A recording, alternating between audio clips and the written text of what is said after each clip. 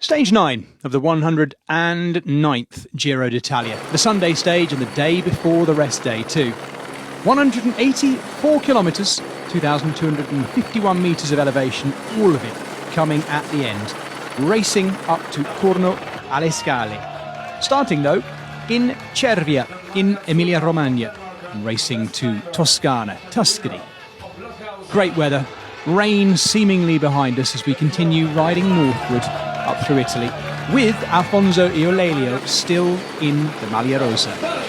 Would he still be in it at the end of the ascent of Corno alle Scale? He had a 3-minute 15-second lead on Jonas Vingegaard, who was wearing the Maglia Azzurra, the Mountains jersey, of course, for the moment, anyway.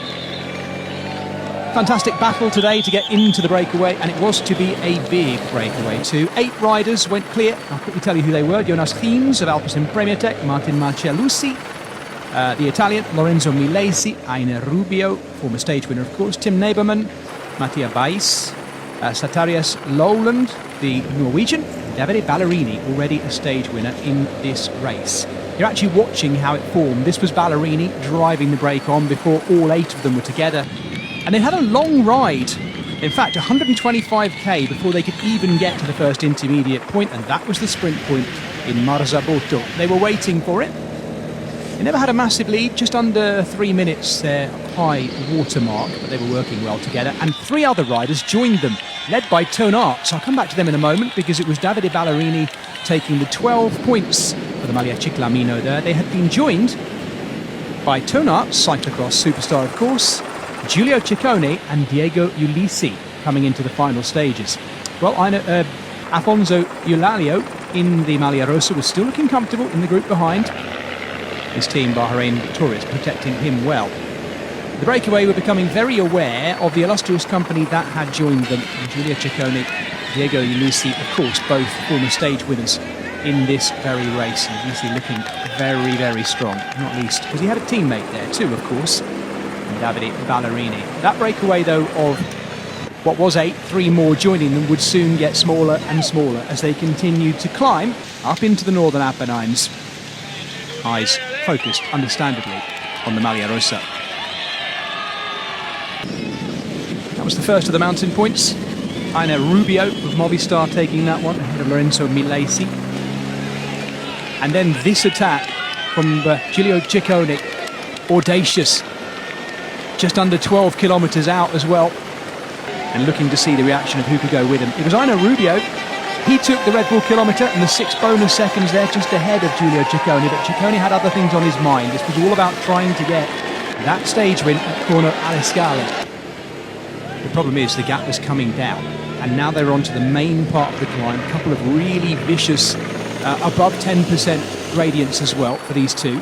Aine Rubio looking really good on this day, have to be said. But he was chasing this man. Giulio Ciccone striking out, and with 7k to go, still with over a minute's lead over the group that contained the Maglia Rosa, Alfonso Eulelio, of course. Going through 4k to go, things looked still quite calm, but increasingly they were not looking good for Giulio Pellizzari in the white jersey of Best Young Rider, and chasing now Giulio Ciccone were these two, Felix Gall and Jonas Vingegaard. Gall had led to that point, and inside the final kilometre, Jonas Vingegaard in the Mountains jersey, the Maglia Azzurra, took off and took the win. And watch the gap now back to Felix Gall, because it was almost exactly as the gap was on Blockhouse. The battle between these two is going to be absolutely fascinating in the Giro d'Italia. This is a Felix Gall in very good form. Next question, of course, will be, how good is his time trialling these days? Come the Tuesday long time trial. We know how good this man is. Jonas Vingegaard, the stage winner, the Great Dane on debut in the Giro d'Italia ahead of Felix Gall, and Davide Piganzoli in third. Alfonso Eulelio's had his lead cut, but it's still healthy. 2 minutes 24 over Jonas Vingegaard, and he was enjoying it too. Vingegaard still leads, of course, in the Maglia Azzurra competition for the Mountains, clearly, too. And the Maglia Bianca, the Best Young Rider, is also led by the race leader, Alfonso Eulelio. Malia Ciclamino still safely on the shoulders of Paul Manier. Rest day tomorrow, time trial on Tuesday. Make sure you join us for that.